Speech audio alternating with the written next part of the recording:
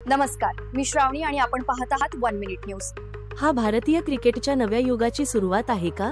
भारतीय फलंदाजीची सनसनाटी खेळाडू स्मृती मंधानाने क्रिकेट जगतात आग लावली आहे।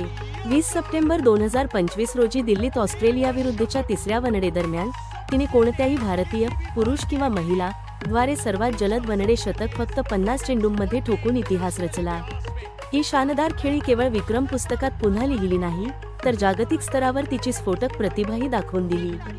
कर्णधार हरमनप्रीत कौरसोबतची तिची भागीदारी पाहणे एक पर्वणी होती, जी आमच्या महिला संघाच्या ताकदीचे आणि कौशल्याचे प्रतीक आहे।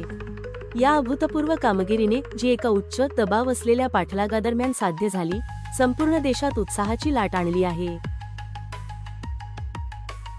आता आपण पाहिलं 1 मिनिटाचं संक्षिप्त सारांश। सविस्तर माहितीकरिता हा रिपोर्ट पुढे पाहत रहा। चला या बातमीचे सविस्तर विश्लेषण करूया। सप्टेंबर 20, 2025 रोजी दिल्लीतील अरुण जेटली स्टेडियमवर भारतीय क्रिकेटर स्मृती मंधानाने ऑस्ट्रेलियाविरुद्धच्या मालिकेतील अंतिम वनडेमध्ये इतिहास रचला।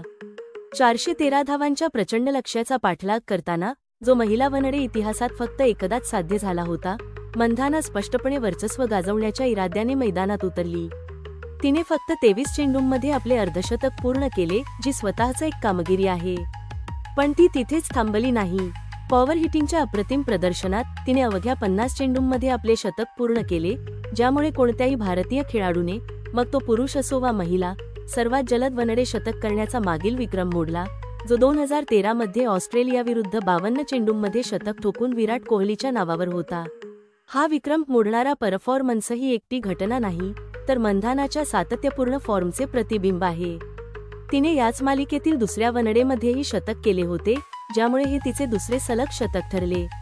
हे तिच्या कारकिर्दीत दुसऱ्यांदा घडले आहे की तिने सलग वनडे शतके केली आहेत, एक विक्रम जो आता ती इंग्लंडच्या टॅमी ब्युमॉन्टसोबत शेअर करते।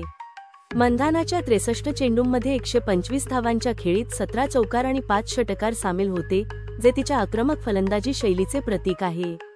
जरी तिच्या शानदार खेळीमुळे भारताला विजय मिळवता आला नाही, तरी आगामी विश्वचषकापूर्वी जागतिक दर्जाची खेळाडू आणि भारतीय संघासाठी एक महत्त्वाची व्यक्ती म्हणून तिचे स्थान आणखी मजबूत झाले आहे। या कामगिरीने केवळ तिला वैयक्तिक गौरवच मिळवून दिला नाही, तर देशभरातील महिला क्रिकेटपटूंच्या एका नव्या पिढीलाही प्रेरणा दिली आहे।